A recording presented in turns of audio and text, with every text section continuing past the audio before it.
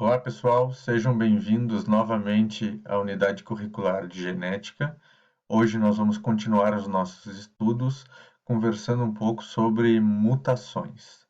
Mutações é um termo de alguma forma comum em notícias que nós escutamos, é um termo comum inclusive em histórias, né, de quadrinhos, é comum em alguns seriados, é um tema bastante utilizado mesmo em ficção científica, né? Geralmente falado como sendo a origem ou a razão dessa mutação de atribuição de superpoderes a alguém ou de capacidades diferenciadas. É um tema também que tem vindo bastante à tona nesse momento, em razão da pandemia pela qual nós passamos do coronavírus. Afinal, o que foi que permitiu que surgisse um vírus como o coronavírus, que tem a capacidade de contaminar tantas pessoas e disseminar de uma maneira tão acelerada e tão eficiente? Né? E aí a resposta recai justamente sobre o tema da nossa aula, mutações. E aqui já no primeiro slide eu trago para vocês o link de uma notícia, né, que o título da notícia é As 12 Letras que Mudaram o Mundo, e fala justamente sobre uma das perspectivas que se tem hoje da mutação que levou ao salto do que gerou o SARS-CoV-2, ou seja, que fez com que este vírus tivesse a capacidade de infectar humanos de maneira tão eficiente. Tá? A leitura dessa matéria faz parte da aula, né? Não é um artigo científico, é uma matéria jornalística, portanto, ela tem uma linguagem bem acessível, mostrando como acontece, bastante ilustrada também. E ao final desse vídeo, né, nós vamos dar uma olhada nessa matéria juntos também, explicando um pouco alguns conceitos que lá estão e que nos ajudam a recapitular, reforçar um pouco justamente aquilo que nós vamos ver hoje, que é sobre mutações genéticas. Então, o que é mutação genética? Né? Inicialmente é importante que a gente consiga definir o que é isso. Mutação genética a gente considera que é uma alteração do material genético. Ela pode levar a alterações do fenótipo ou não. Ou seja, essa alteração do genótipo do indivíduo, ela pode ocasionar mudanças ou não ocasionar. Nós vamos ver o porquê, né? Tanto por mutações que são silenciosas, como mutações que acontecem também em locais que não codificam nenhuma proteína, que não traduzem, né, nenhuma informação para a geração de alguma enzima, de alguma proteína, e que, portanto, podem não trazer um resultado prático no fenótipo de maneira imediata, né? Mas também são mutações, também são alterações do material genético. E aí, para que serve? Aí entra, então, nesse que eu havia falado antes, né, nessa dúvida, ou seja, às vezes nos parece que a mutação ela pode trazer algum superpoder, e aí aqui eu trago, né, como a figura de um X-Men, né, que é toda uma história de filmes, quadrinhos, desenhos montada em cima da capacidade que as mutações têm de gerar mutantes com superpoderes. E na prática, a maioria das mutações que a gente vai ver, elas não trazem realmente grandes poderes, né? Aqui tem um exemplo, né, de uma matéria que saiu no jornal, sai de maneira um pouco recorrente, né, de uma tangerina que sofreu uma mutação, né, ali dentro do tecido somático dele ao longo do desenvolvimento do fruto, e portanto tem uma parte do fruto com coloração diferente, com uma textura diferente. É uma mutação que não dá nenhum superpoder, não traz nenhuma característica melhor, né, característica diferenciada, característica evolutiva que permita uma melhor adaptação a ela, mas é uma mutação. A mutação, ela serve, acima de tudo, se nós olharmos sobre o ponto de vista da natureza, né, da evolução dos indivíduos, como uma fonte de variabilidade genética, e ela é um insumo, né, da evolução dos indivíduos, do melhoramento. Ou seja, esses diversos organismos vivos estão sofrendo mutações. Essas mutações podem lhes trazer novas características que até então não tinham, e essas características podem, a depender de um determinado contexto onde eles estão, serem mutações que auxiliem nessa evolução, que deem a esses indivíduos uma característica que lhes permita ser mais adaptado naquele meio onde eles vivem, que lhes permita ter um ganho evolutivo e lhes permita, portanto, ser, né, de se desenvolver melhor ali. E quando a gente fala do aspecto voltado à agropecuária, a gente tem aí a questão do melhoramento genético também. Quando nós fazemos melhoramento genético, seleção genética, nós tentamos fixar algumas características naquela população que a gente quer. Fazer o melhoramento, criar novas variedades de plantas, né? por exemplo. Mas da onde que surgem essas características, né? Nós precisamos que existam elas para que a gente selecione, para que a gente faça cruzamentos.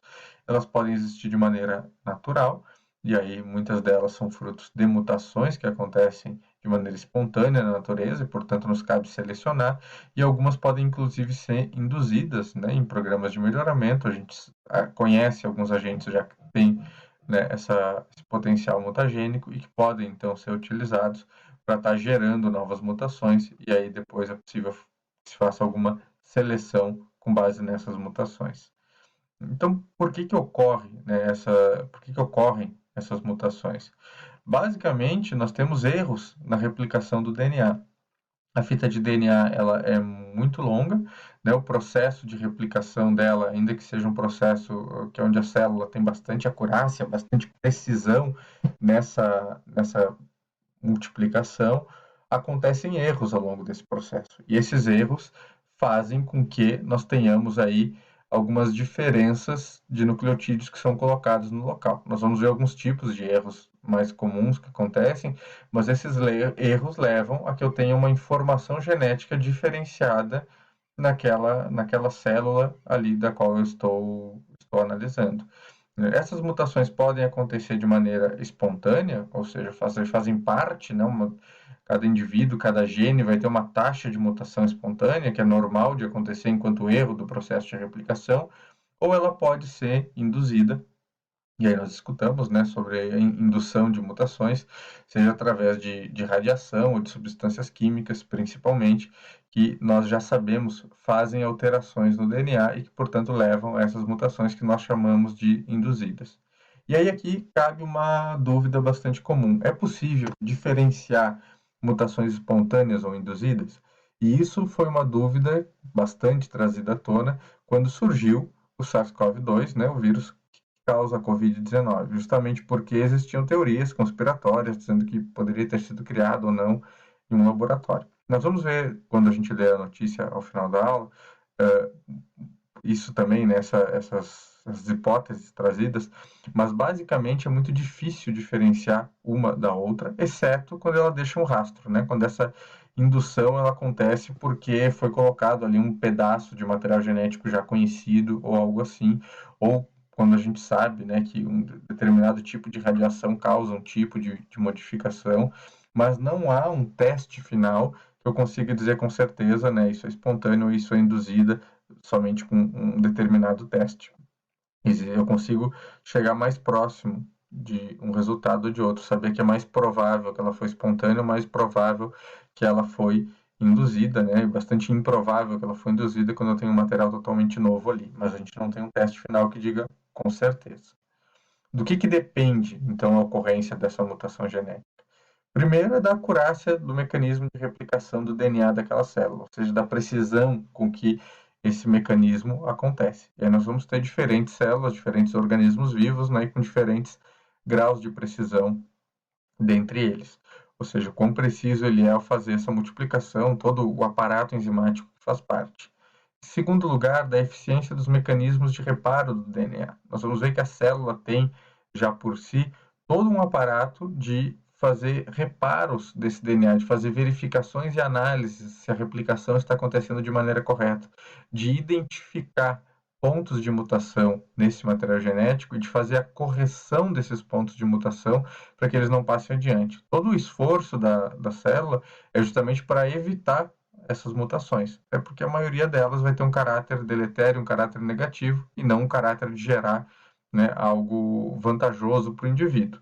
O que acontece é que, claro, na soma, na média de uma população inteira, nós vamos ter alguns indivíduos que vão ter vantagens com essas mutações, vão ter uma maior adaptação, e, portanto, né, a mutação tem esse papel importante enquanto caráter evolutivo.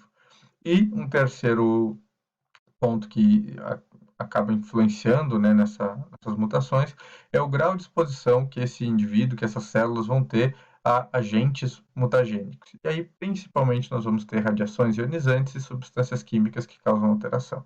A gente tem também, né, radiação, por exemplo, radiação ultravioleta, né, que é uma bem conhecida nossa por poder causar câncer de pele, ainda que ela seja uma radiação de baixa penetração, ela não consegue entrar muito fundo nos tecidos para causar danos profundos. Então, geralmente, os danos que ela causa, eles estão mais restritos à epiderme, mais à parte inicial do tecido, onde ele consegue penetrar. Mas é um exemplo de uma radiação que consegue fazer, né, algumas alterações e, portanto, pode gerar alguns problemas também. Basicamente o que a gente tem, né, uma expectativa aqui, só colocando um meme junto aqui que se fala, né, como se a expectativa fosse essa, de que a mutação desse aí algum superpoder e permitisse o indivíduo fazer coisas que antes não conseguia fazer, mas na realidade a mutação geralmente traz alguma coisa irrelevante ou mesmo algo que seja deletério, que não tem uma função em si vantajosa, que seja até um problema, né? Aqui tem um caso típico aqui de uma multiplicação de mais um dedo aqui que fica soldado ao outro, né? Então, quando pensarem em mutação, ainda que exista essa tentativa de pensar na mutação como algo que vai trazer uma grande vantagem, na maioria das vezes ela não vai trazer uma grande vantagem. Ela vai trazer alguma alteração sem sentido ou uma alteração que traga algum problema. E aí é importante a gente entender esse conceito de mutação útil. Esse conceito ele tenta nos dizer, dentre todas as mutações que acontecem, quantas delas teriam utilidade para o indivíduo, utilidade para aquela população, para garantir a evolução dela, para permitir a adaptação entre elas. Né? Então, a estimativa, esses dados são do livro Genética na Agropecuária, do Ramalho, que é uma das bibliografias da nossa disciplina, né? Ele trata que a estimativa é que somente uma em cada 1000 mutações ela é útil para a evolução, ela tem alguma utilidade, ela traz resultado prático, né? Altera algo no fenótipo e que isso tem vantagem. E somente uma em cada 1 milhão de mutações úteis, né? Ou seja, uma em cada 1000 é útil, e só uma em cada 1 milhão dessas, da soma dessas umas aqui são, que são úteis, né? Ela consegue se fixar, ou seja, porque às vezes a mutação acontece no indivíduo e acaba morrendo com ele, não passa para a próxima geração, a gente não consegue fixar ela na população. Então, o número de mutações realmente que permanecem, que ficam, que nós utilizamos, né, enquanto espécie, enquanto população, ele é realmente bastante reduzido. Já é percebido também na análise de genética de populações que em espécies novas nós temos um maior número de mutações úteis acontecendo, enquanto aquela espécie está dentro de um processo de adaptação. As mutações acontecem em maior número, são selecionadas em maior número. Enquanto nas espécies, né, já com maior tempo, essas espécies que estão mais adaptadas ao meio onde elas vivem, essas mutações acontecem, então, em um número reduzido, né, já que a espécie já tem uma adaptação maior àquele meio. Então, qual é o efeito prático mesmo de uma mutação? Geralmente, o que acontece? As mutações recessivas, que são bastante comuns, o normal é que elas costumem bloquear algumas rotas metabólicas. Se ela bloqueia uma determinada rota, isso vai fazer com que eu tenha a ausência de uma determinada enzima, de uma atividade enzimática que pode acontecer ali. E, portanto, eu vou bloquear o produto final. Aqui na tela tem a imagem, né, um esquema mostrando um de uma determinada rota metabólica, onde eu vou ter uma substância precursora, né, ela vai sofrer mudança pela enzima A, que vai virar uma substância intermediária, que é modificada de novo pela enzima B, se transforma em outra substância intermediária 2, passa por uma outra enzima que gera esse produto final. Geralmente é assim que a gente tem, né? Não temos rotas de... Não temos não, né? Mas a maioria das rotas metabólicas que a gente tem são complexas, né? Elas seguem ali uma sequência. Cada uma dessas enzimas, ela é codificada, ela é traduzida a partir da informação de um determinado gene.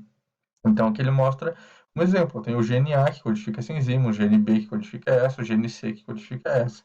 Quando algum desses genes aqui sofre uma mutação e esse alelo fica um mutante recessivo, ele inativa essa enzima, ou ele não permite que ela seja traduzida de uma maneira adequada. E, por consequência, ele causa um bloqueio dessa rota metabólica.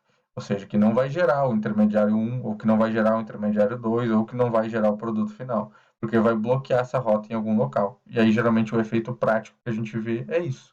Falta algo naquela célula, naquele indivíduo, ou, né, não consegue concluir e produzir uma determinada substância necessária, porque aquela rota metabólica foi interrompida em algum momento em razão de um alelo ali mutante que não permitiu que fosse concluída aquela rota metabólica.